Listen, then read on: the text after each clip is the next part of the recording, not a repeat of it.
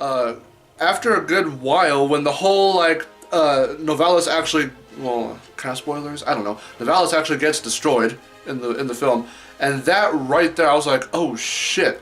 So, and that was before. Now here's where clever writing.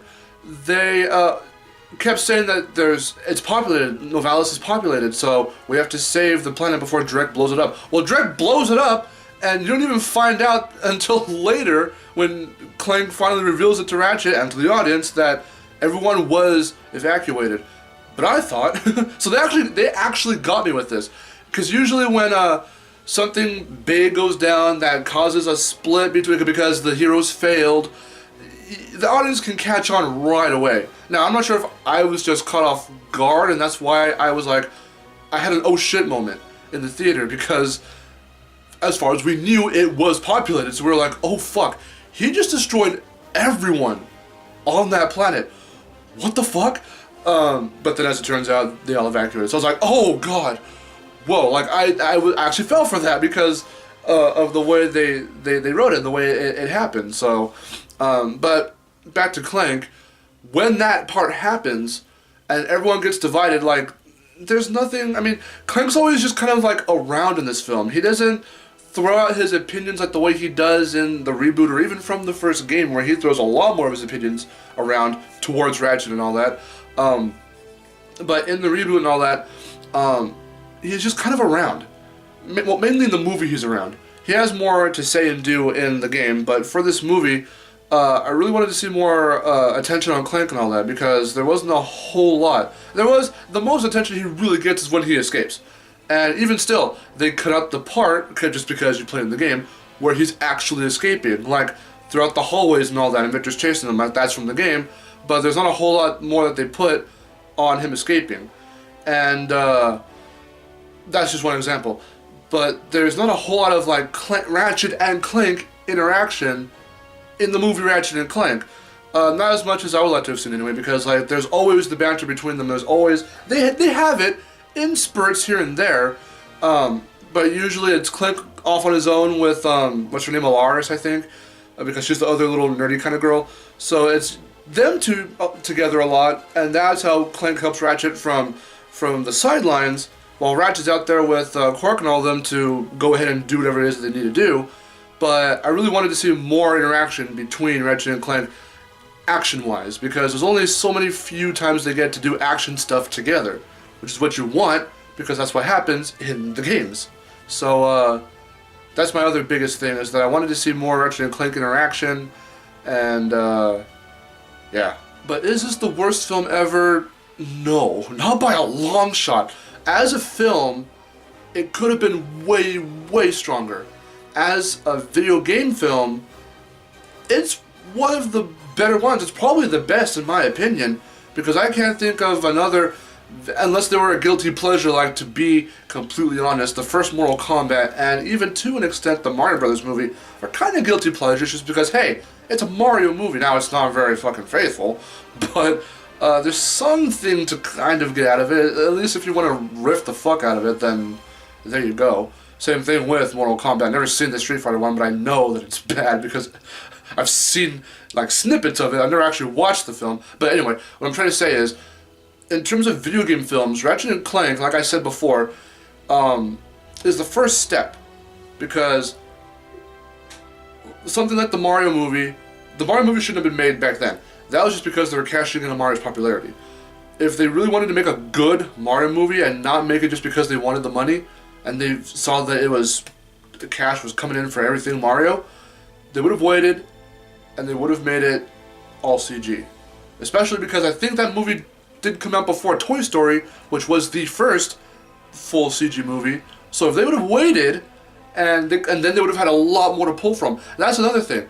Timing of how a video game movie comes out, which I might just have to get into in the spoiler. There's no more time for this review, so I'll have to try and mention that in the spoiler review. But timing for a video game movie to come out, based off of whatever video game of that franchise is out or hasn't been out for a long time. Like, I don't remember when the last Ratchet and Clank game came out before the reboot, but then the reboot came out, and that I mentioned in the first impressions video. It's there because of 3D platformers and all that, and the rise is happening. So with that, then here's the movie, and for it being a video game movie, it's really good, and it's all CG. It's in the format of animation, and it's in the media that it needs to be, you know, and it's in the style that it needs to be, rather, which is all animated, and it works. It does work in a way, and I like the way that Insomniac did this because it's the game, and then it's the movie. Now, with that being said, the criticisms are, let me see, I'm still thinking about the Mario movie and all that. So, let me finish that thought real quick. If the Mario, because I don't think I finished that thought. If the Mario movie, if they waited to make a Mario movie until after Toy Story came out and they made it all CG, and they would have had more to pull from, because all that was out really at the time was like Mario Brothers 1 through 3, I think, or at least 1 and 2. I don't really remember. I think it was the first 3 Mario Brothers. They could have made it better, basically. Now with the Ratchet and Clank movie and game, them releasing in the same month, I get why they did it, because it's like, well, here's the game for the hardcore fans that have a PS4 and are going to buy the game.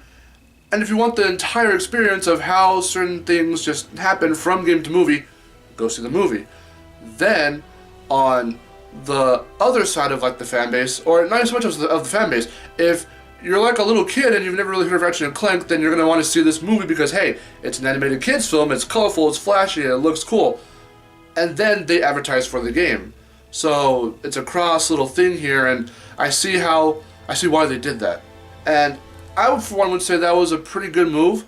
Now, besides the writing and all that, and the fact that I've been saying throughout this review that about 80 to 90% of the game is this movie, that I would assume, so besides the writing, that right there I would assume is the exact reason as to also why, on the flip side of the coin, people don't like this movie.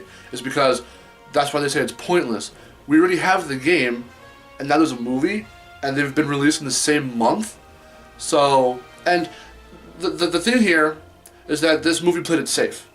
If it really did, because now in terms of like the ending and all that, like how the movie ended, if it did lift from how the game ends, I don't know how the game ends. Like I said, I've only played up to half. I'm only halfway done with the game. So, technically, I don't know the end of the game, even though I did watch the movie. So I'm not sure how that works, especially gameplay-wise with the game. I don't know how the ending works, but I've seen, obviously, how the movie ends, and so there's that. But if it really is, you know, that much of the game in this movie, then that's its biggest strength and its biggest weakness for both of these, is that there's the game, and the game is fucking amazing. It's getting so many good reviews, because that's what it needed to be. It needed to be a game that appealed to everyone, and especially was there, since it is a reboot, to appeal to the series and to the fans, and it does that in spades.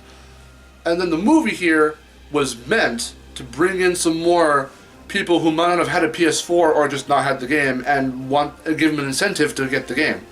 So, with that being said, I see why they did it, but that could render the movie pointless. That does kind of render the movie pointless. It's a good movie, and my only basis for it staying and for me liking it, like really, really enjoying the hell out of it, is because, like I said, it's a good video game movie. It's not, right, well, people would say it's not the greatest film. So it might not be the greatest film, but in terms of video game films, it's probably one of the greatest, because it does everything a video game film needs to do. It needs to look the part, it needs to feel like the games, and it needs to really just kind of be like the games in movie form, and it does that.